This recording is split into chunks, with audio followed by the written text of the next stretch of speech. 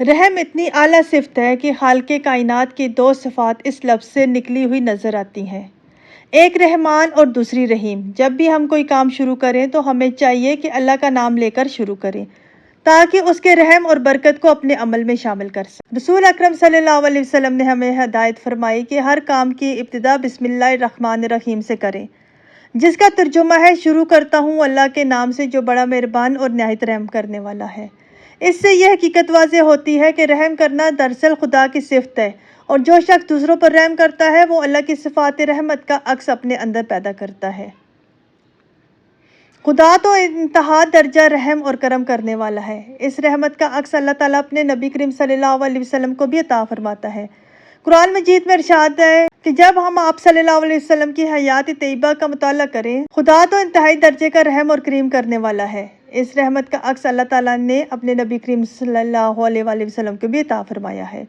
جب ہم آپ صلی اللہ علیہ وسلم کی حیات طیبہ کا مطالعہ کرتے ہیں تو یہ حقیقت سامنے آتی ہے کہ آپ کی رحمت صرف انسانوں تک محدود نہ تھی، بلکہ جانوروں، پودوں اور حتیٰ کہ بے جان اشیاء تک آپ کی مہربانی اور رحمت کے فیض میں شامل تھی۔ یہی وجہ ہے کہ آپ صلی اللہ علیہ وسلم کی زندگی جب بارش نہ ہوتی اور زمین سوکھ جاتی تو آپ صلی اللہ علیہ وسلم دعا فرماتے اور اللہ تعالیٰ اپنی رحمت سے مردہ زمین کو پھر سے زندہ کر دیتا۔ رسول اکرم صلی اللہ علیہ وسلم جانوروں پر بھی نہایت مہربان تھے، اس لیے آپ صلی اللہ علیہ وسلم نے جانوروں کو آپس میں لڑا کر تماشا دیکھنے سے سختی سے منع فرمایا۔ حضور اکرم صلی اللہ علیہ وسلم ہمیشہ مخلوق خدا پر شفقت فرماتے اور ہمیں بھی یہی تعلیم دیتے کہ ہم اللہ کی مخلوق پر رحم کریں تاکہ اللہ تعالیٰ ہم پر اپنی رحمت فرمائے۔ رسول اکرم صلی اللہ علیہ وسلم خیر سگالی کی جذبات رکھتے تھے۔ آپ جب کفار کی حالات دیکھتے تو فرماتے یہ لوگ کفر اور شرک سے باز نہیں آتے، کاش یہ کسی صراط مستقیم پر چل پڑیں۔ آپ صلی اللہ علیہ وسلم اتنے مہربان تھے کہ دشمنوں کی طرف سے بدسلوکی اور ظلم سہنے کے باوجود بھی ان کے لیے بددعا نہ فرمائی، بلکہ ہمیشہ ان کی ہدایت کی دعا کرتے رہے۔ رحمت عالم صلی اللہ علیہ وسلم کو رحم کی حقیقت اور فضیلت کا نجومی علم تھا، اس لیے آپ صلی اللہ علیہ وسلم کی پوری زندگی رحم اور مہربانی کی ایک بہترین مثال ہے۔ آپ صلی اللہ علیہ وسلم نے ارشاد فرمایا جو شخص لوگوں پر رحم نہیں کرتا اللہ تعالیٰ بھی اس پر رحم نہیں کرتا۔ اب چلیں ان جانوروں کا نام لیتے ہیں جو گھر میں برکت لاتے ہیں۔ پہلی ہے شہد کی مکھی۔ شہد کی مکھی اور شہد کا شمار نبی کریم صلی اللہ علیہ وسلم کی پسندیدہ چیزوں میں ہوتا ہے۔ اللہ تعالیٰ نے خود قرآن میں شہد کی مکھی کا ذکر فرمایا ہے اور ان کے شہد میں شفا اور برکت رکھی ہے۔ اس وجہ سے کہا جاتا ہے کہ جس گھر کے آس پاس شہد کی مکھیاں ہوں یا جس گھر کی چھت پر وہ آ کر چھتا بنائیں وہ گھر بہت زیادہ مبارک مانا جاتا ہے، کیونکہ شہد کی مکھی محنت، صفائی اور نظم و ضبط اور رزق کی فراوانی کی علامت ہے۔ اس لیے اگر آپ کے گھر میں شہد کی مکھیاں آ کر چھتا بنا لیں تو گھبرانے کے بجائے اسے اللہ کی طرف سے برکت اور رحمت سمجھا جائے۔ جن پرندوں کا گھر میں آ کر رہنا اور بس جانا بہت زیادہ مبارک سمجھا جاتا ہے ان میں ایک ہے چڑیا۔ اگر چڑیا آ کر آپ کے گھر میں گھونسلہ بناتی ہے تو اسے نیک شگن مانا جاتا ہے۔ لوگ سمجھتے ہیں کہ اللہ تعالیٰ کی طرف سے رحمت اور برکت کی علامت ہے۔ چڑیا کا گھر میں بسیرا کرنا گویا اس بات کی خوشخبری ہے کہ اس گھر میں سکون، خوشحالی اور رزق کی فراوانی آنے والی ہے۔ ہمیں ہمیشہ کوشش کرنی چاہیے کہ چڑیا کے گھونسلے کو کوئی نقصان نہ پہنچے، کیونکہ یہ پرندہ اگر آپ آ کر گھر میں گھونسلہ بناتا ہے، ہمیں کوشش کرنی چاہیے کہ چڑیا کے گھونسلے کو کوئی نقصان نہ پہنچے، کیونکہ یہ پرندہ اگر آ کر گھر میں گھونسلہ بنانا شروع کر دے تو اسے بہت زیادہ مبارک سمجھا جاتا ہے۔ یہ گھونسلہ گویا اس بات کی علامت ہے کہ اس گھر میں اللہ تعالیٰ کی رحمت اور برکتیں اتر رہی ہیں۔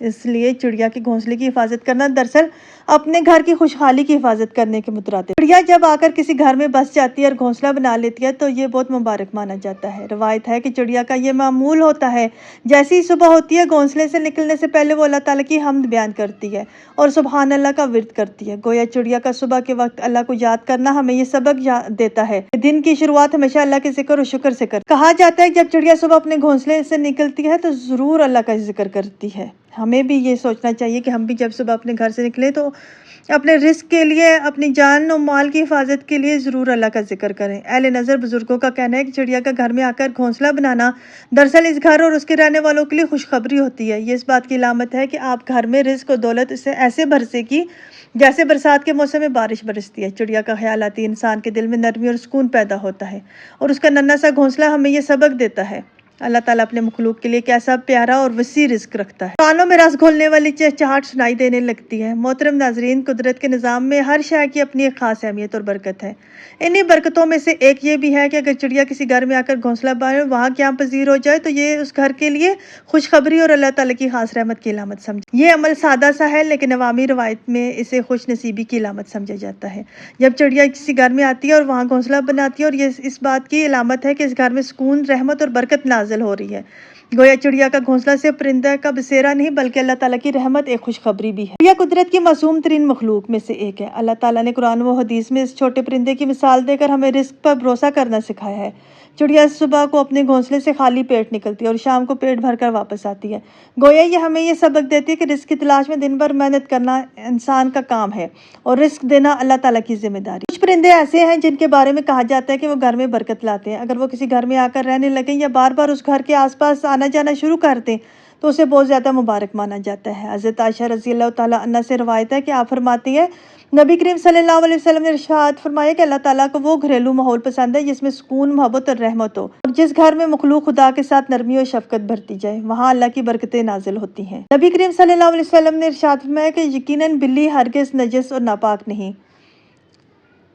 کفشہ بنت کعب بن مالک، جو ابو قداتہ رضی اللہ تعالیٰ عنہ کی بیوی تھی، بیان کرتی ہیں کہ ایک دن ابو قداتہ رضی اللہ تعالیٰ عنہ میرے پاس آئے تو میں نے ان کے لیے برتن میں وضو کا پانی رکھا۔ اتنے میں ایک بلی آ گئی اور اس نے اس پانی میں سے پیا۔ ابو قداتہ رضی اللہ تعالیٰ عنہ نے پانی پینے کے بعد وضو کر لیا۔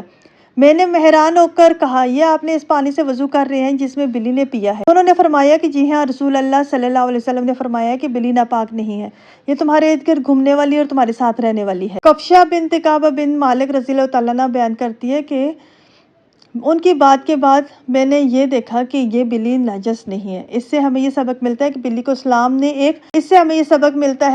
اسلام نے ایک پاک اور مانوس مخلوق قرار دیا ہے۔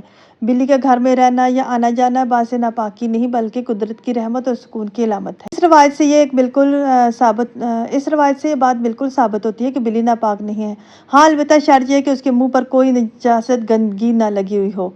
اس حدیث میں یہ وضاحت بھی ہے کہ بلی اگر کسی برتن میں منہ ڈال دے یا کھانے پینے کی چیز کو چھو لے تو وہ چیز ناپاک نہیں ہوتی، کیونکہ بلی کا آنا جانا گھروں میں عام ہے۔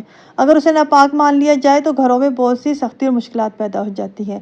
لہٰذا اسلام نے بلی کو ایک پاک اور مانوس مخلوق قرار دیا ہے۔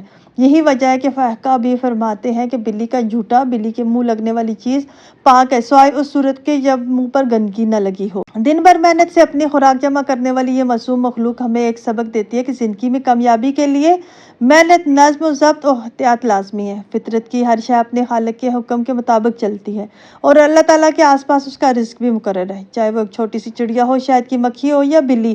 ہر مخلوق اپنی فطری ذمہ داری ادا کرتی ہے اور اس میں برکت اور سکون حاصل کرتی ہے۔ یہ ہمیں یہ سکھاتا ہے کہ انسان بھی اگر محنت اور صبر کو اپنائے تو اللہ تعالیٰ رحمت اور برکت ضرور شامل ہو جاتی ہے۔ ہر مخلوق رزق پر جی رہی ہے اور بلی ہمیں یہ سبق دیتی ہے کہ رزق ہمیشہ محنت، تدبیر اور سب سے بڑھ کر اللہ پر بھروسہ کرنے سے حاصل ہوتی ہے۔